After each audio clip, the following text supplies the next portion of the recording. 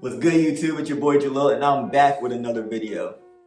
Now, I know you want to become a product designer, but at the same time, you don't want to waste your time developing your skills. There's a lot of content out there for you to start learning. You want to make sure that you're learning the right things at the right time. Well, don't worry, I got you. Here's 4 skills that you're going to want to have on your resume by the time you're ready to apply to jobs so that you're a fire candidate for any design position. And between me and you ain't gotta write Microsoft Word as a skill on that resume anymore, buddy. I know you do, don't even try to act like you don't. Yeah. All right, let's get into it. All right, so skill number 1 that you're gonna wanna have is interaction design. You want a solid understanding of that whole design process and how you're gonna arrive from a problem to a solution.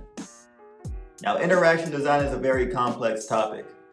There's a lot of skills, there's a lot of processes, there's a lot of tools that go into this one specific skill as a designer that recruiters are looking for. So I'm gonna do my best to break it down for you.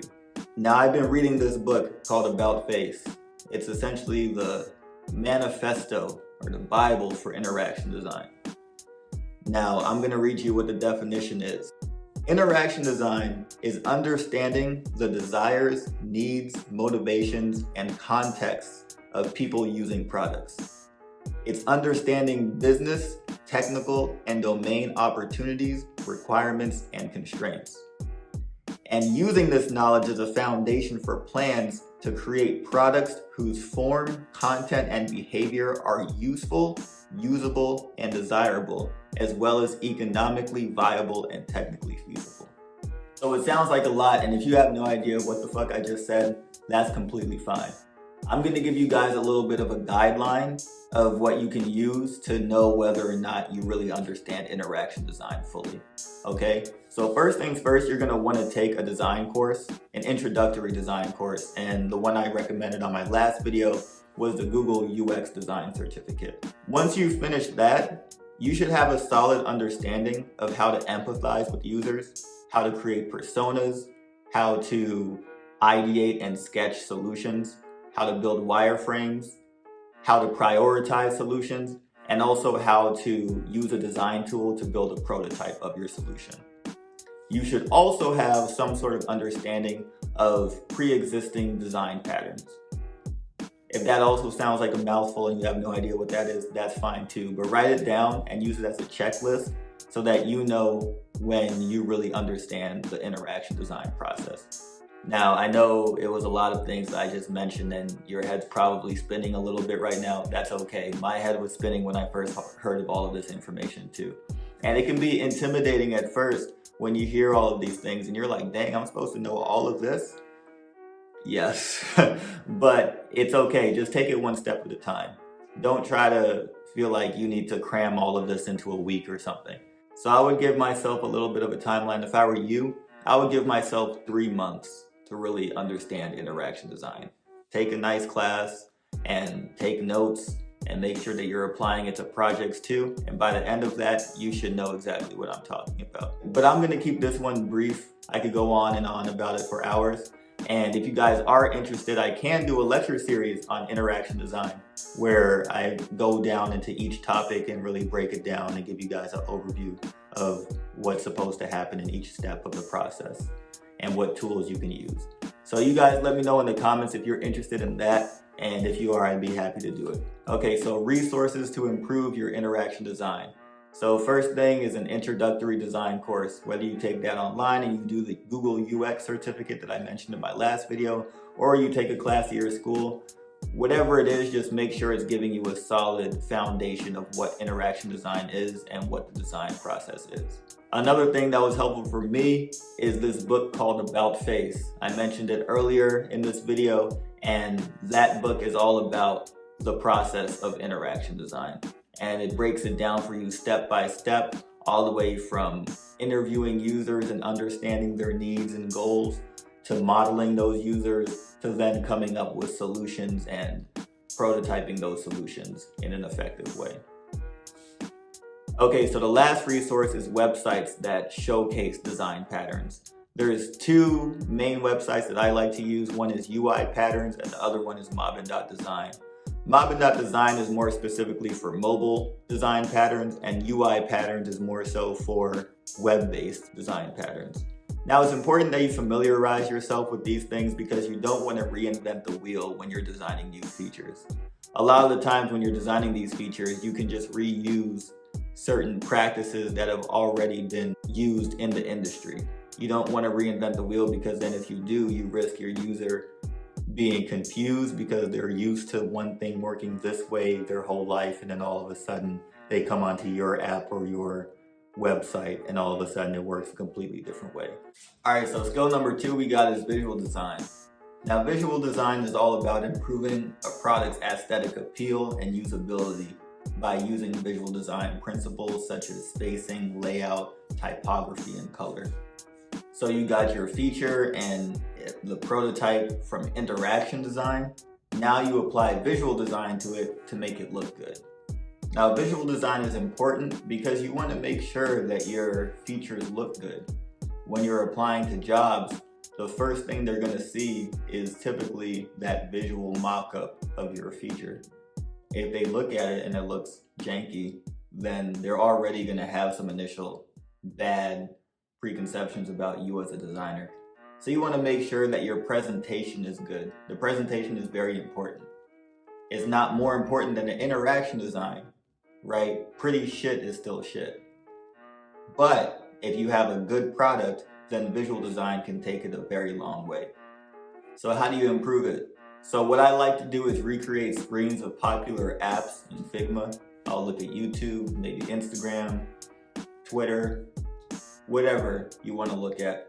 And you can just screenshot those screens, put them into your Figma, and then start recreating the screen from scratch.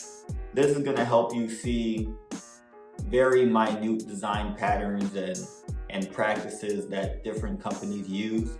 And you'll see what makes a screen look good and what makes a screen not look good. Make sure that when you're creating these screens, you take note of those visual design principles. Spacing, layout, typography, and so on. You can also do the daily UI challenge.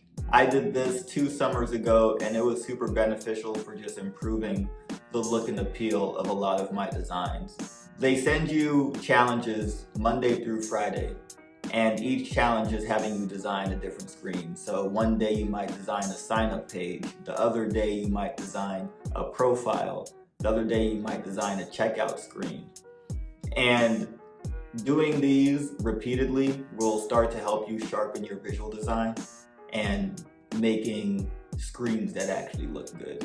You should also go on to Dribbble, where there's a lot of other designers and they showcase their designs, and it's a very visual platform. I wouldn't necessarily use Dribbble to learn about interaction design, but when it comes to making things look good, Dribbble is a great place to go to see other designers showcase those things.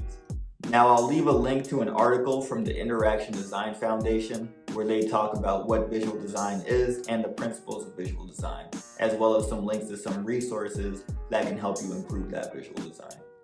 All right, so skill number 3 is product thinking. Do you understand why you're working on a certain feature? Do you know what problem your feature is trying to solve? And why is it important to solve that problem? Can you think about the product holistically as it fits into people's everyday lives? What is the business value that your product is driving for your organization? And how are you planning to determine whether or not your design or your feature successfully solved that problem that it was attempting to solve? Now, a lot of people get nervous when they're setting these criteria to determine if their solution actually solved anything or not. And they're worried that if their feature performed poorly, then that reflects on them as a designer, that they're a bad designer. But that's not the case at all. Being a good designer isn't about getting the solution right on the first try. It's about sparking conversations, validating hypotheses, and learning from your mistakes. And these learnings are going to guide your team overall into the right direction for developing the right solution. But if your design or your feature fails, it can be just as beneficial as if it succeeds. Because if it fails, you learned a whole lot about the market, how people behave, and how your team works. so that the next time you're a little bit more on track towards developing a solution that's actually going to work. Okay, so why is product thinking important? It essentially allows you to step outside your shoes as a designer and step into the shoes of your product manager and your CEO. Imagine you're at your job, you just finished developing a feature, and now you want to pitch it to your CEO to get the approval to actually ship that feature. Well, when you talk to the CEO, you're going to have to make sure you tell that person exactly what business value your feature is driving and why your feature is important in the first place to even build and use a whole bunch of engineering effort on it. A lot of recruiters are looking for people who understand product thinking at least a little bit. It's not as important in your early phases of design, but it is important that you are asking yourself these questions so that when people ask you why you design something a certain way, you can actually answer it and frame it in the business perspective and in the people's perspective. So how do you improve it? Well, you're going to want to ask yourself more questions and you're going to want to ask the team more questions. You're going to want to ask questions like, why is this product or feature important? What problem are we trying to solve? What impact is this feature going to have on the world? How does this product benefit customers in the first place? And what business opportunity does it create? Asking yourself those preliminary questions before you start designing any feature, or even as you're designing it, can be very helpful in presenting your features in the future. Also understand that businesses care about money and they care about growth. How can we make more money? How can we acquire more users? Another thing that's going to help you improve your product thinking is looking at your favorite apps and think about what exactly is it that makes them successful? Why do certain features exist? And who benefits from these features? Now, those questions that I gave you that you can ask yourself, I actually got that from a book called Solving Product Design Exercises. It's a super helpful book, and I recommend that every designer gets it because it's going to help you solve a lot of those whiteboarding challenges that interviewers are going to ask you. And it also benefits you as a whole overall because then you have an idea of the types of questions that you want to ask every time that you're starting a new design project. I'm also going to leave a link to an article about understanding product thinking from the Interaction Design Foundation. And I'll leave a link to this framework called the Jobs to Be Done framework. And that essentially helps you understand what exactly your product is doing for your customers and who your true competitors are in the space. Because understanding your competitors is very crucial to building a product that's going to be successful in the market. All right, and the fourth and final skill that you're absolutely going to want to have is collaboration. Why? Because most of the time as a designer, you're going to be working on a team. You're not going to be working alone. And it's not the flex you think it is to have designed an entire feature by yourself. It shows that you understand the design process, but it doesn't speak at all to your skills to collaborate within a team. For all your recruiter could know, you could be a great solo designer, but then when you're put into a team, you clash with every other head in the building. So you need to be able to work with other designers, build upon their ideas, let them build upon your ideas, leave your ego at the door, and work with other non-designers like engineers, product managers, and data scientists. The main thing that you need to be able to do is communicate your designs and articulate your design decisions effectively. When somebody asks you why you decided to design a certain feature in a certain way, you better be able to give them an answer. And saying something like, oh, I just liked it this way, isn't going to cut it. You want to be able to speak from the perspective of the user or the perspective of the business. And designers don't just come up with solutions on their own. They lead their team to one cohesive solution. So you need to be able to facilitate conversations and meetings between your teammates. That means you need to be a leader as well. So how do you improve your collaboration skills? Well, the first thing and most practical thing you can do is just start working in teams. Join a project team at your school or join a hackathon with more than one designer. There's also a book that I've been reading for a little bit now, which is called Articulating Design Decisions. It's been recommended to me by a couple of sources, and it's all about communicating with your stakeholders and justifying your decisions in a way that everybody's going to understand. You'll realize that being a designer, a lot of your job is communication.